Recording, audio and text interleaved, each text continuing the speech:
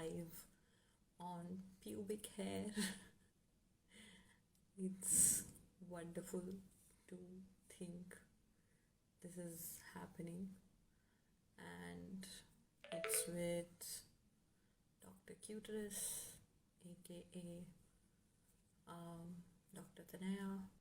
Hi, how are you? Hello. How are you doing? How's your evening going?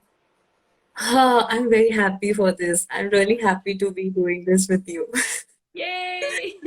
because I it's think one of especially the my fact that, sorry, go on. it is one of my favorite topics. So, Yay, yay. pubes! No, but also aside from the fact that we're both dying of period cramps today. Um, Yes, yes, yes. such is life. We're thinking. Woo! Okay, so I was asking people, so um we got a lot of questions just about pubic hair removal, Yes, and I was just like, wow, there's a lot of like, I don't want pubic hair happening. lots of But QB questions. yes, wow, I intend this whole conversation to be very funny. So Excellent, I like. with that, let's start with our first question, which is I'm just gonna pick it randomly. What do you do about pubic hair which is ingrown? Which is ingrown. So ingrown hair is quite problematic, and it can even lead to a little bit of boils. The general advice for this is to exfoliate, but I would not recommend hello exfoliation. Oh my God, so cute. Okay, I would not recommend exfoliating around your genital skin simply because it can be too harsh for your skin. It can be too, because the genital skin is thinner, it can be too damaging.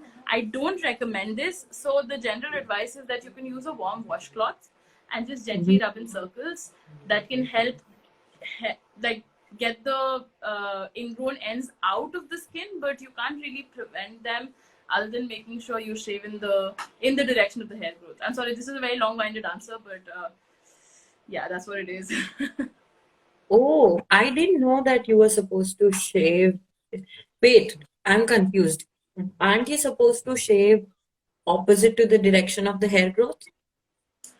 That's the general consensus, but I don't recommend doing that because when you do that, you have a very close shave, and when you have a very close shave, it's essentially more irritating to your skin because you're going very close over the surface of your skin with a razor. It's more Hmm. friction, it's more irritation, and the genital skin is already thinner and more fragile. I don't know if fragile is the right word, but more Yeah. sensitive.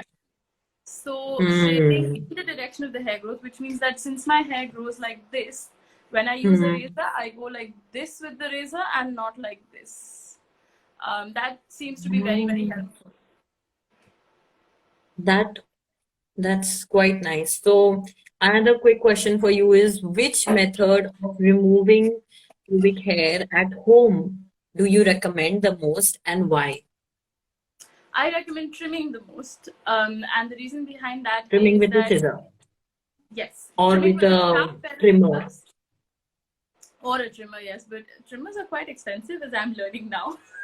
Yeah. uh, so I just say a sharp pair of scissors actually works best because that way you're avoiding repeatedly cutting the same area, and also because since you're cutting, like, hair is essentially dead cells, right?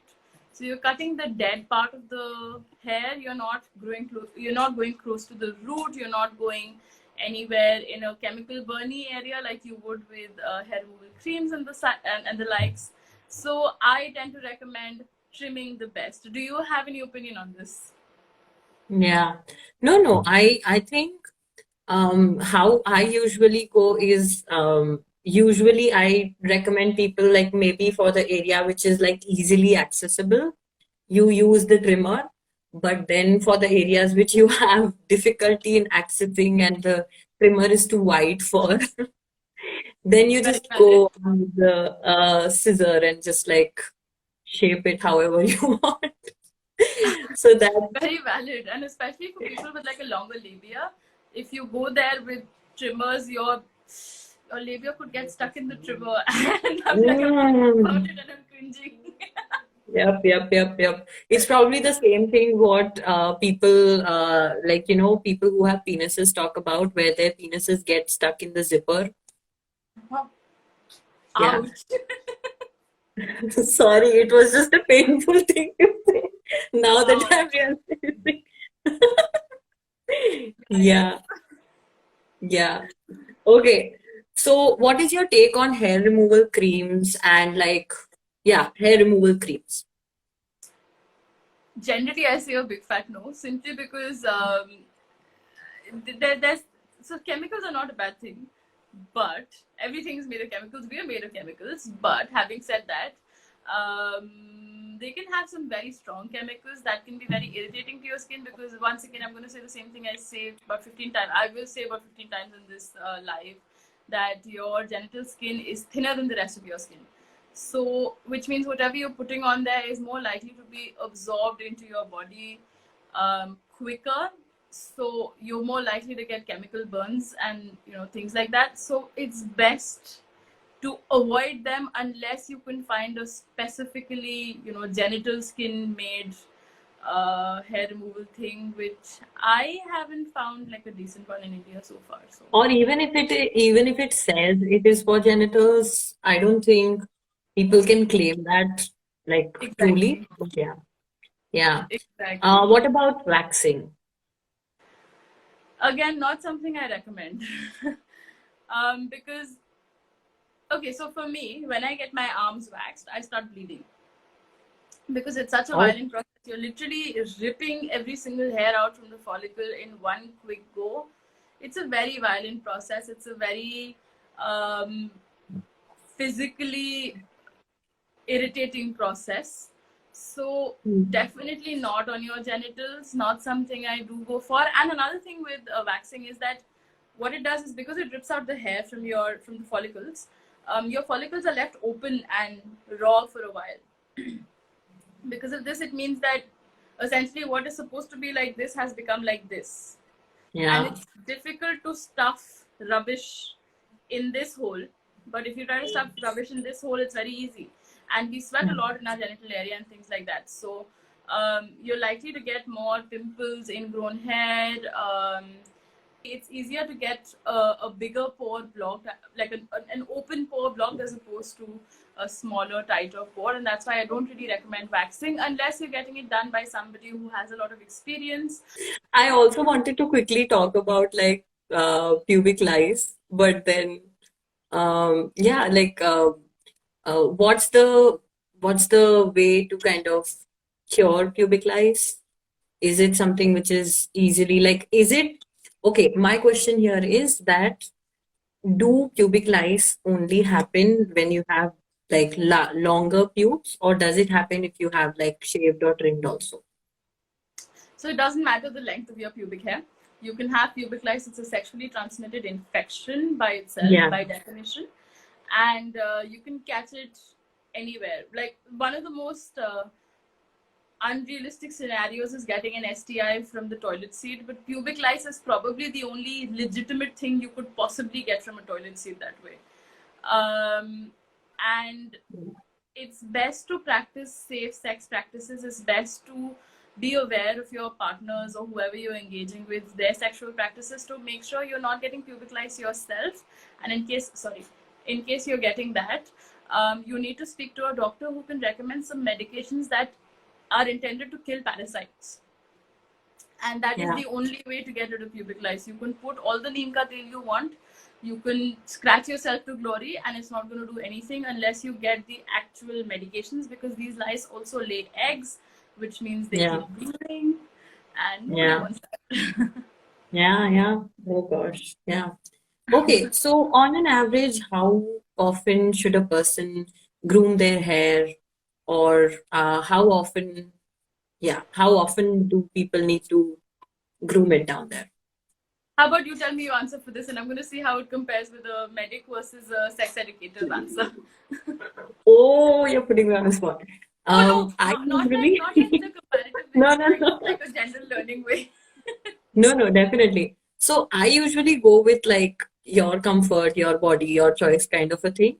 But then again, I think my other thing, if somebody really wants me to answer, my answer is usually, you try it once and then based on how much your hair grows, like how long and stuff, then you kind of do that again after some point of time.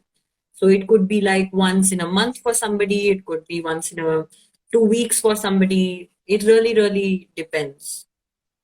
I think that's What is perfect. You've summed it up perfectly in a medical context as well. This is what we would yeah, say. Depending on how your hair grows, depending on what you prefer. Some people don't like, I don't know, doing any sort of maintenance, and that's all yeah, right. And because your hair, yeah. it's not like you could, it's not like it will grow so much that you're going to have to make ponytails there. It just stops growing Yeah, after a certain point. yeah, The natural cycle of the hair stops. And yeah, yeah, if you want, you can trim it. If you want, you can wax it or whatever. And if you yeah, want, you can just leave it be. yeah. Okay, so what are the home-based remedies which could be helpful while you are trying to, while you have kind of done something like either it is shaving, waxing, trimming, something has been done. And then what is the like usually like way to take care of your genitals which are like bald? I think the first thing, bold, I love that. The first and foremost thing to remember with having any kind of modification in your genital skin or your genital hair is that make sure you're wearing cotton panties.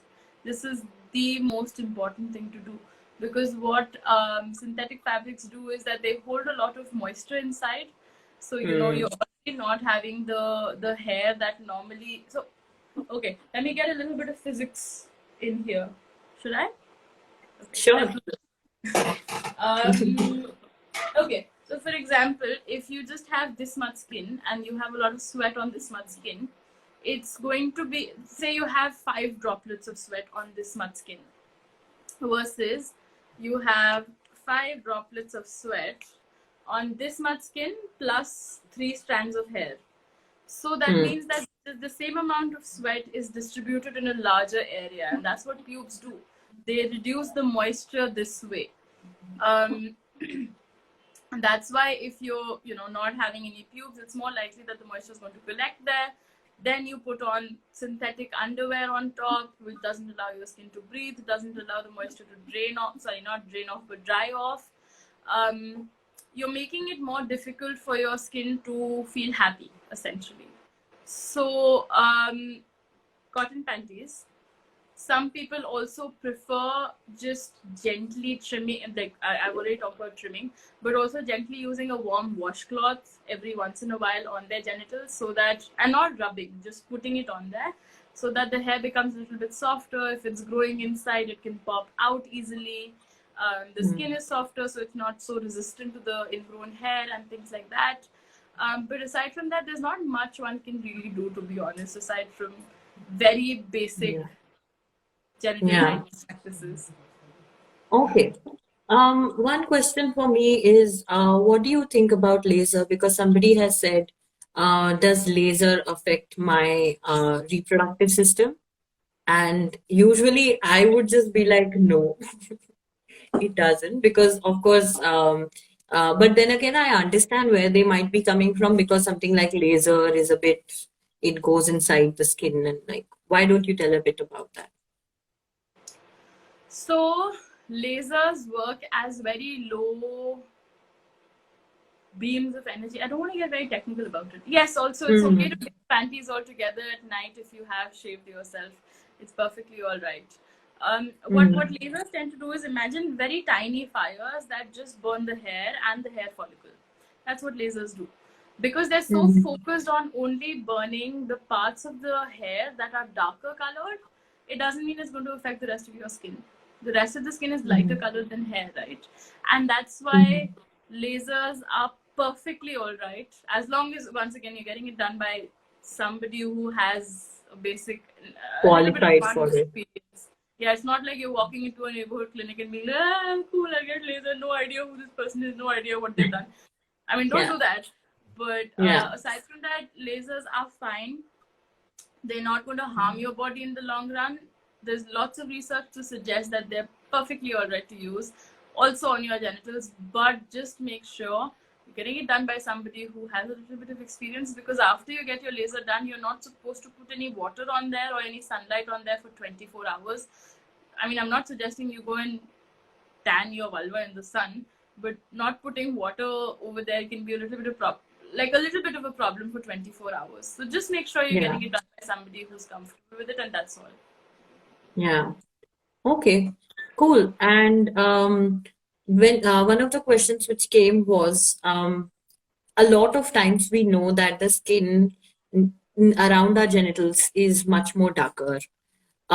Is there a way to actually like medically lighten it, or is it just like a thing that people say that you need to lighten, but actually is a colorist thing to do? It's a very colorist thing to do, because pigmentation around your vulva and on your inner thighs is perfectly normal. It's a natural thing. It happens in everybody. What we see in porn is usually, sorry, there's a mosquito here, is very bleached and is very, there's a lot of editing that goes on there. There's a lot of makeup that goes on there. And also, brown people, us in general, we tend to have darker inner thighs and darker vulva. This is normal. This is not And darker penises and darker balls. Same. absolutely this Yeah. darker genital areas. And this is Yeah. absolutely normal. This is not something you need to cure or you need to fix, no matter how much these stupid YouTube videos will tell you, or these stupid brands who are selling these stupid intimate lightening serums will tell you. This is normal. This is not Yeah. something you need to be insecure about. Okay. And what about sometimes when you get like non-painful bumps around that area, painless bumps near your genitals? Are they normal? Are they not? So it depends on what kind of bumps we're talking about. Sometimes these bumps can be things like genital warts. This a doctor can have a look and tell you. Sometimes these bumps can be healing of scarred skin. So, for example, if you have, if you've had a bump, if you've had, say, a pimple there that's healed, it can sometimes heal with a lot of fibrosis, what we call in medicine, which is essentially your skin is just being so overactive in trying to heal it that it just sends too much of bricks. It puts in too much bricks in that area that I'm going to fix this building. And that's what happens in fibrosis. Yeah. That can happen, but sometimes these bumps can also be normal. These bumps can be ingrown hairs. These bumps can be perfectly normal things. The only difficulty with answering this question is that it depends on what the bump looks like, and Yeah. it's best And to have feels somebody. like. Yeah, it's best to have somebody Yeah. professional to have a look at it and tell you what it is exactly. Yeah. So go to your doctors, please. And okay. Going back to somebody had asked pads and the genitals. So how does that work? As in, does pad affect genitals is the question. Well, it does, but also I feel like this is a very difficult conversation to have, because pads are very important. For a large majority of our country, most people cannot go for menstrual cups. Most people cannot go for tampons because of the sort of ideas Taboo being around put it. down. Sorry? Yeah. Taboo around it and something Right. being inserted inside. Yeah. Exactly. Having said that, so pads are the general what the vast majority of our country uses for menstrual hygiene management. Having said that, yes, pads can be very irritating. I, for one, used to suffer a lot of rashes in my inner thighs. I'm not the thinnest person in the room. I have heavier thighs. So when I was in school, when I didn't know how to take care of all of these things, my thighs would rub together and I would get the worst chafing. It would be very painful. Things like that. Aside from that, a lot of people tend to have irritation on the skin of the genitals itself from the plastic rubbing against your skin. Yeah. it's Yeah. a very long conversation in and of itself, but Yeah. it depends on what And you're maybe trying. we can, yeah, maybe we can do a different. I've actually done two series of just talking about menstrual cups. Like I even featured in my cup and like showed people how to wear it and stuff. So people should definitely try that out. But let's just end with one question, which is, does waxing down there causes a UTI? UTI is a urinary tract infection for people who don't know. That's a very interesting question. So, any kind of mechanical, which means any kind of physical stimulation around your clitoris and around your urethra, can bring you a UTI.